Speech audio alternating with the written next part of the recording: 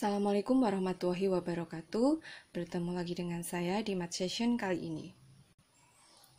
Di part kedua ini ada dua hal penting yang perlu kalian ingat. Yang pertama mengenai rumus turunan fungsi trigonometri, yaitu turunan dari sin X adalah cos X, turunan dari cos X adalah min sin X, turunan sin AX adalah A cos AX, dan turunan dari cos AX adalah min A sin AX. Selain itu, kalian juga perlu mempelajari sifat-sifat turunan fungsi. Ada 7 sifat yang sebenarnya kalian sudah pelajari ini di kelas 11. Silahkan diingat kembali. Sekarang kita akan menggunakan sifat-sifat dan rumus tersebut untuk menentukan turunan fungsi trigonometri. Kita terapkan di penyelesaian soal. Soal yang pertama, kita punya fx sama dengan 2 sin x. Penyelesaiannya adalah, jadi 2 di sini adalah K, dan turunan dari sin X adalah cos X. Jadi langsung saja F aksen X sama dengan 2 kali cos X. Soal yang kedua, kita punya Fx sama dengan cos 3X. Nah, kita gunakan rumus yang harusnya kalian sudah pelajari. Jadi kalau ada cos 3X, itu sama dengan cos AX. Turunannya adalah min A sin AX. Berarti bisa kita kerjakan langsung menggunakan rumusnya. F aksen X sama dengan, di sini A-nya sama dengan 3. Jadinya min 3 sin 3X. Nomor 3, kita akan menentukan turunan dari Fx sama dengan sin X plus cos X. Untuk bentuk penjumlahan, maka ini kita turunkan sendiri-sendiri. Sehingga kita bisa kerjakan langsung. F aksen X sama dengan turunan dari sin X adalah cos X, ditambah turunan dari cos X adalah min sin X. Sehingga hasil akhirnya adalah cos X tambah min sin X, jadi cos X min sin X. Soal selanjutnya, untuk bentuk Fx sama dengan X cos X. Di sini kita bertemu dengan bentuk perkalian atau U dikalikan dengan V. Maka rumus turunannya adalah U aksen V plus UV aksen. Kita butuh U aksen dan V aksen. Saya tulis dulu U-nya sama dengan X, maka U aksennya sama dengan turunan X adalah 1. V-nya sama dengan cos X, maka turunannya V aksen sama dengan turunan dari cos X adalah min sin X. Nah, nilai ini kita masukkan ke rumus ini. Kita peroleh F aksen X sama dengan U aksen 1 kali V cos X ditambah U-nya X kali V aksennya adalah min sin X. Sehingga kita peroleh cos X kali min sin X menjadi min X sin X. Inilah hasil akhirnya. Turunannya adalah cos X min X sin X. Soal yang kelima, kita punya Fx sama dengan sin X per cos X. Maka bentuk di sini adalah bentuk U per V. Rumus turunannya adalah F aksen X sama dengan U aksen V min UV aksen per V kuadrat.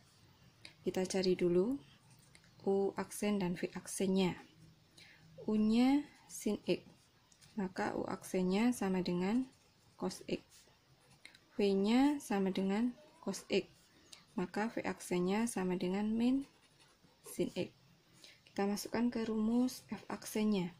Diperoleh F aksen X sama dengan U aksennya cos X kali V-nya cos X dikurangi U-nya sin X kalikan V aksennya min sin X.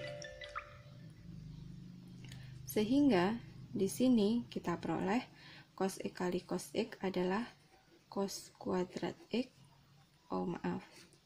Belum kita per dulu dengan V kuadrat atau cos X dikuadratkan. Sehingga kita peroleh cos X kuadrat itu bisa saya tulis cos kuadrat X. Cos X kali cos X, cos kuadrat X. Min kali min plus sin kali sin, sin kuadrat X. Masih ingat ya, identitas penjumlahan cos kuadrat X tambah sin kuadrat X itu hasilnya sama dengan 1 per cos kuadrat X. Ini bisa saya tulis 1 per cos X dikuadratkan. Masih ingat 1 per cos X itu sama dengan sekan X dikuadratkan. Ya, jadi hasil akhirnya bisa kita tulis seperti ini. Soal selanjutnya, fx sama dengan sin 2x min pi.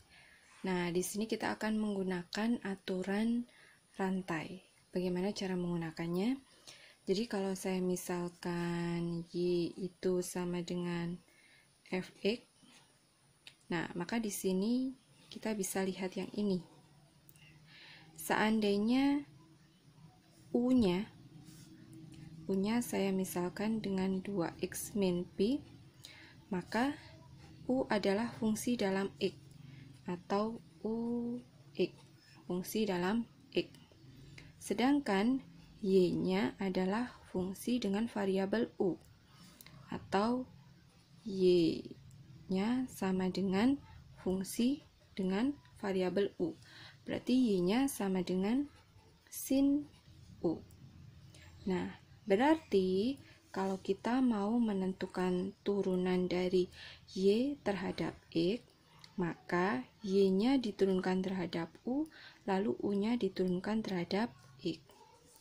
Kita mau mencari turunan dari y terhadap x, maka kita bisa tentukan dulu turunan y terhadap u dikalikan turunan u terhadap x. Nah, konsep turunan berantai adalah seperti itu. Bagaimana penerapannya? Nah, kita lihat dulu. Y di sini sama dengan sin u. Berarti dy per du adalah turunan dari sin u terhadap variabel u. Turunan dari sin u adalah apa?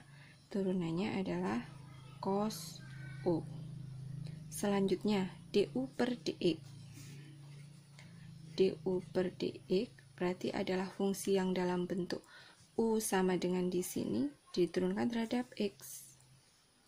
U-nya sama dengan 2x min pi. Berarti du per dx-nya adalah turunan ini terhadap x. Berarti hasilnya adalah 2. Jadi, dy per dx yaitu turunan dari fx atau f aksen x sama dengan dy per du cos u dikalikan du per dx atau 2.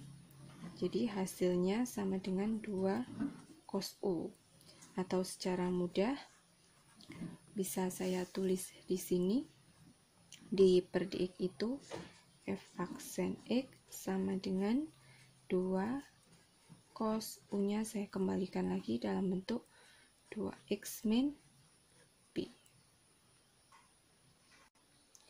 Demikian penjelasan saya, mudah-mudahan bermanfaat. Selamat belajar. Wassalamualaikum warahmatullahi wabarakatuh.